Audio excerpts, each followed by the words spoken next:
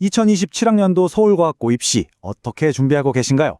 오늘 이 시간에는 대한민국 최고의 영재들이 모이는 이곳 서울과학고의 새로운 입시 지형도를 완벽하게 분석하고 합격을 위한 핵심 전략을 속 시원하게 알려드리겠습니다. 이 문장 한번 보시죠. 이게 무슨 말이냐면요. 이제 서울과학고 입시에서 선생님의 역할이 완전히 바뀌었다는 겁니다. 예전처럼 단순히 지식을 전달하고 추천서를 써주는 전달자 역할은 끝났습니다. 이제는 학생의 잠재력을 꿰뚫어보고 그 가치를 가장 빛나게 보여줄 수 있도록 서사를 만드는 설계자이자 그 모든 것을 보증하는 보증인이 되셔야 합니다. 판이 그야말로 180도 바뀌었습니다. 그래서 이 복잡한 입시 요강과 전문가들의 분석을 전부 종합해서요. 선생님과 우리 학생들이 바로 쓸 수 있는 명쾌하고 확실한 전략, 그 청사진을 지금부터 제시해 드리겠습니다. 오늘 우리가 함께 정복할 5가지 핵심 주제입니다. 첫째, 입시판이 어떻게 거대하게 바뀌었는지.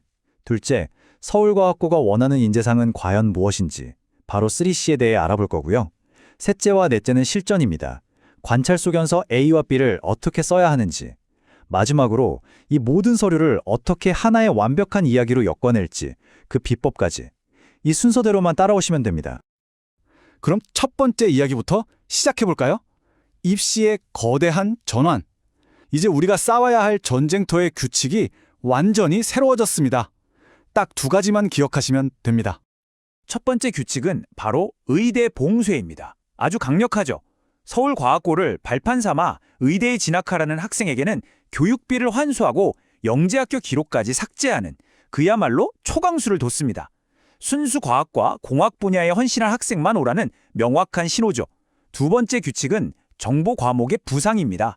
이제 코딩 능력, 즉 컴퓨팅 사고력은 선택이 아니라 필수입니다. 이걸 못하면 평가에서 아예 밀려난다고 보시면 돼요. 이 2가지만 봐도 서울과학고가 뭘 원하는지 감이 오시죠? 그렇다면 이렇게 바뀐 환경에서는 대체 어떤 학생이 살아남고 또 성공할 수 있을까요? 여기서 바로 서울과학고의 핵심 인재상 3C가 등장합니다. 입학사정관들이 정말로 찾고 있는 학생의 모습이죠. 3C 모델, 이게 뭐냐는요. 서울과학고가 미래과학계를 이끌어갈 리더를 뽑기 위해 사용하는 3가지 핵심 평가 기준입니다. 바로 도전, 챌린지, 협력, 콜라보레이션, 그리고 창의, 크리에이티비티. 이 3가지 키워드가 학생을 관찰하고 평가하는 가장 중요한 뼈대가 됩니다. 하나씩 뜯어볼까요? 첫째, 도전. 그냥 어려운 문제 좀 푼다는 게 아닙니다. 정말 답이 없어 보이는 문제 앞에서 좌절하지 않고 끝까지 물고 늘어지는 과제 집착력과 회복 탄력성을 보는 겁니다. 둘째, 협력. 혼자 똑똑한 게 아니라 팀 안에서 다른 사람의 의견을 존중하고 소통하면서 1 더하기 1이 2가 아닌 3 이상이 되는 시너지를 만드는 능력이죠. 마지막으로 창의. 단순히 기발한 아이디어가 아니라 깊이 있는 지식을 바탕으로 서로 다른 분야를 연결해서 완전히 새로운 해결책을 만들어내는 융합적 사고. 이 3가지가 학생의 모든 활동에 구체적인 이야기로 녹아 있어야 합니다. 자, 그럼 이론은 이쯤 하고 이제 진짜 실전으로 들어가 보겠습니다. 관찰 소견서 A. 바로 학생의 수학, 과학, 영재성을 어떻게 글로 증명할 것인가? 막연한 칭찬이 아닌 설득력 있는 서사를 설계하는 방법을 알려드리겠습니다. 본격적으로 글을 쓰기 전에 선생님들께서 반드시 장착하셔야 할 강력한 무기가 있습니다. 바로 스타 기법입니다. 상황, 시츄에이션, 과제, 태스크, 학생의 행동, 액션, 그리고 그로 인한 결과, 리절트. 이 4단계의 틀에 맞춰서 스토리를 구성하는 거죠. 이게 왜 중요하냐면 우리 학생은 창의적이에요 라는 막연한 주장을 이 학생이 이렇게 창의적이라는 증거는 바로 이것입니다 라고 보여주는 가장 효과적인 방법이기 때문입니다. 이 2 예시의 차이를 한번 보세요. 왼쪽, 나쁜 예시, 창의적이고 흥미가 높다. 너무 추상적이죠? 누구나 할 수 있는 말입니다. 하지만 오른쪽, 좋은 예시를 보세요. 스타 기법이 그대로 녹아 있습니다.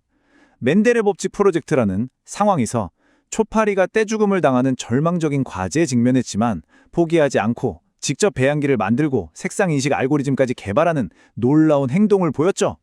그 결과 문제 해결 능력은 물론이고 3C의 도전, 창의정신의 컴퓨팅 사고력까지 완벽하게 증명해냈습니다. 차이가 느껴지시죠? 네, 그래서 핵심은 딱 이겁니다.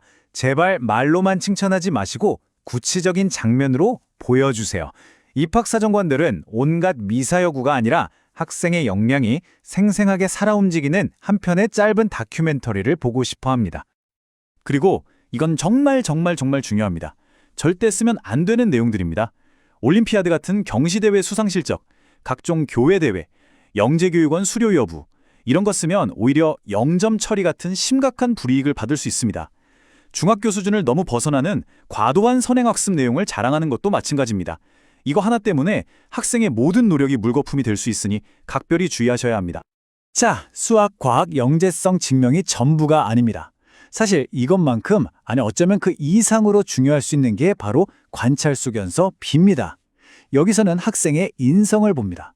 이 학생이 과연 동료들과 협력할 줄 알고 기숙사라는 공동체 생활에 잘 적응할 수 있는 윤리적인 과학자인지를 선생님께서 보증해 주시는 거죠. 그럼 어떤 모습을 보여줘야 할까요? 리더십. 근데 막 나를 따르라 하는 카리스마형 리더가 아니라 팀원들을 섬기고 함께 가는 서번트 리더십을 보여줘야 합니다. 또 적극적으로 남의 말을 듣는 경청 능력, 갈등을 지혜롭게 푸는 능력, 책임감, 나눔과 배려, 그리고 연구 윤리까지. 기억하세요. 서울과학고는 혼자 잘난 천재가 아니라 함께 세상을 바꿀 미래의 과학 리더를 찾고 있다는 사실을요. 그러니까요. 그냥 이 학생은 착하고 성실합니다 라고 쓰는 건 아무런 의미가 없다는 겁니다. 대신에 이 문장처럼 써야죠. 팀원들끼리 의견이 갈라서 분위기가 험악해졌을 때 이 학생이 양쪽 의견의 장점만 쏙쏙 뽑아서 제3의 대안을 제시했습니다. 덕분에 갈등이 오히려 더 좋은 아이디어를 낳는 혁신의 계기가 되었습니다. 어떠세요? 갈등을 피하는 사람이 아니라 갈등을 기회로 만드는 문제 해결사, 바로 이런 인재를 원하는 겁니다. 그런데 문제가 있습니다. 이 모든 임팩트 있는 이야기를 단 250자 안에 담아내야 한다는 겁니다.